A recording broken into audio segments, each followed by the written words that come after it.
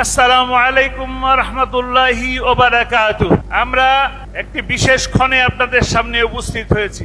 আজকের এই 14ই আগস্টের এরকম দিনে এরকম সময়ে আপনারা শাহবাগে পিজি হাসপাতালের সামনে আর্তনাদ করতেছিলেন একটাবার আল্লামা সাঈদীকে দেখার জন্য।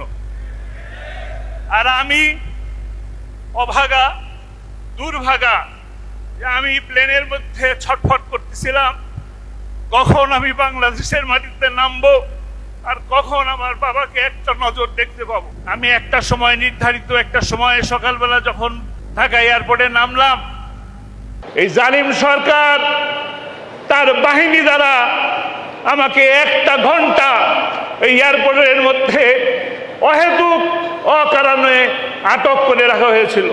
আমি তখন অত্যন্ত ধৈর্য সহকারে চুপচাপ বসে তাদের এই কীর্তিকলাপ দেখেছি।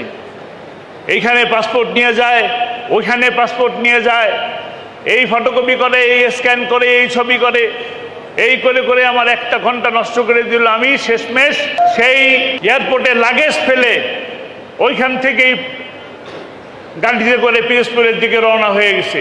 দীর্ঘ পথ পাড়ি দিয়েছি, জানাজার উদ্দেশ্যে রওনা হয়েছি। আপনারা ঢাকাবাসীরা যেমন তার জানাজা পান নাই, আমাকেও তেমনিভাবে জানাজায় উপস্থিত হতে দেওয়া হয় নাই। এমনটাই জালিম এরা, ফিরাউন নমরুদের থেকেও নিষ্কৃষ্ট। এরা হত্যাকারী, এরা খুনি। এই বাইতুল মোকাররম থেকে শুরু করে ঢাকা শহরের অনেক রাজপথ অসংখ্য মানুষের রক্তে রঞ্জিত করেছে। আলেম ওলামাদেরকে হত্যা করেছে 5ই মেতে। আপনারা কি ভুলে গেছেন? 28শে অক্টোবর এই বাইতুল মোকাররমে হত্যা করেছে মাসুম বাচ্চাদেরকে। ভুলে গেছেন? আর এই বৈষম্য বিরোধী ছাত্র আন্দোলনে অসংখ্য অসংখ্য ছেলেকে হত্যা করেছে। 28শে ফেব্রুয়ারির রায়কে কেন্দ্র করে, আল্লামা সাঈদীর ওই রায়কে কেন্দ্র করে অসংখ্য নারী, পুরুষ, শিশু, ছাত্র মানুষকে হত্যা করেছে নির্বিচারে গুলি করে। আপনারা কি সেই সব হত্যার বিচার চান? তাহলে আল্লামা সাঈদীকে যারা ভালোবাসেন, যারা বাংলাদেশকে ভালোবাসেন, তাদেরকে অবশ্যই ঐক্যবদ্ধভাবে থাকতে হবে। আপনারা কি এরকম একটা দিন কল্পনা করতে পেরেছেন? আমি তো কল্পনা করি নাই যে বাইতুল মোকাররমের মসজিদে দাঁড়িয়ে আমি আপনাদের সামনে কথা বলবো। এই সুযোগ আসবে, এই সুযোগ এরকমভাবে কথা বলতে পারবো এরকম ধারণা করি নাই। কিন্তু আল্লাহ রহমানুর রহিম আমাদেরকে দয়া করে এই পরিবেশ সৃষ্টি করে দিয়েছেন। আমাদেরকে এই পরিবেশকে ধরে রাখতে হবে।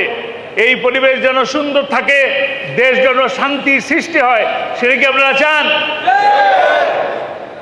আমরা যখন জেলখানায় আব্বার সাথে সাক্ষাৎ করতে যেতাম, তখন আব্বা বলতেন আমার নামে এত বদনাম, এত কথা, বাংলাদেশের মানুষরা কি আমাকে এইভাবেই ভাবে?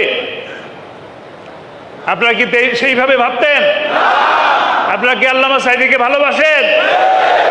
যদি ভালোবাসেন তাহলে আপনাদের কাছে আমার করজোড়ে নিবেদন থাকবে এটা, এই বাংলাদেশ, সোনার বাংলাদেশ গড়া সম্ভব যদি আমরা ঐক্যবদ্ধ থাকি।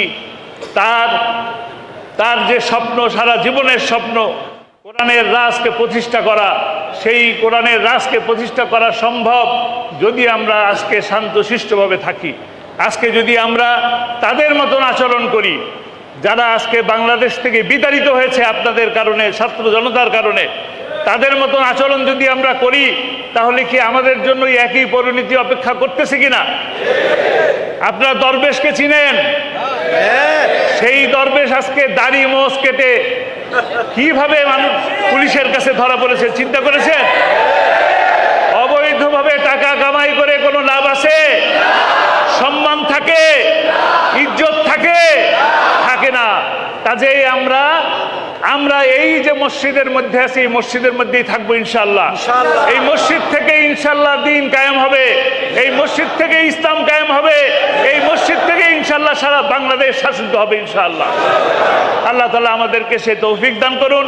যারা এ পর্যন্ত বাংলাদেশের জন্য, এই দেশের মাটির জন্য, শান্তির জন্য, শৃঙ্খলার জন্য জীবন দিয়েছেন, তাদের সকলকে আল্লাহ তাআলা জান্নাত দান করুন, শাহাদাতের মর্যাদা দান করুন।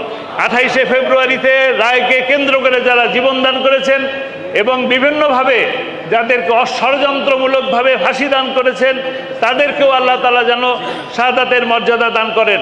আমাদের নেতৃবৃন্দ যারা বন্দী আছেন তাদেরকে অবিলম্বে মুক্তির দাবি জানাচ্ছি। দ্রুত তাদেরকে মুক্তি দিয়ে মুক্ত আকাশের নিচে তার পরিবারের কাছে ফিরিয়ে দিন। গুম হওয়া যে ভাইরা আছেন আয়নাঘরের নামে, তাদেরকে ওই আয়নাঘর থেকে মুক্তি দান করুন। আর বাংলাদেশে আমরা শান্তি প্রতিষ্ঠার জন্য সকলে ঐক্যবদ্ধভাবে প্রচেষ্টা চালাবো, একসাথে কাজ করব। ইনশাআল্লাহ বাংলাদেশ সোনার বাংলা অবশ্যই গড়বে আপনাদের মাধ্যমে, ছাত্র জনতার মাধ্যমে, আর আমাদের প্রিয় ভাইদের মাধ্যমে। ওয়া মা তৌফিক ইল্লা বিল্লাহ। আসসালামু আলাইকুম ওয়া রাহমাতুল্লাহ।